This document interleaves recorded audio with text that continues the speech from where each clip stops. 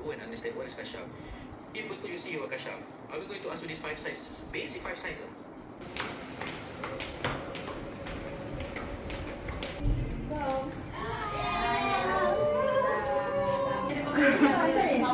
Oh, memang macam ni yang mesti aku buat.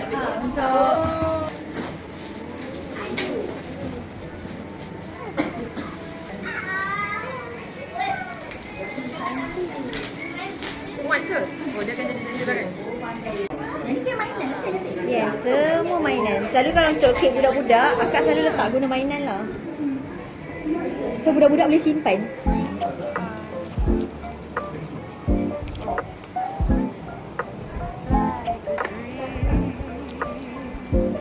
Jangan lompat nanti. Happy birthday to you. Happy birthday to Ilmai. Happy birthday to you. Woo!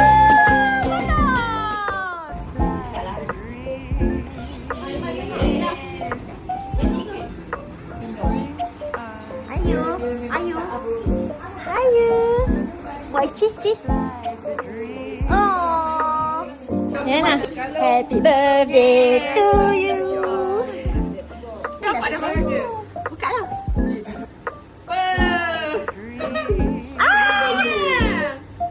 Dan tali dia. Dia ada version of bag. Oh, jadi dia macam yang ni. Kau kelipkan dekat sini pun boleh. Oh, so dia boleh jadi Double. mana? Macam ni. Macam tu lah, lebih kurang. Ikutlah. Macam ni just... Alamak, tapi kenapa dia macam ni? Dia masih melengkung. Woohoo!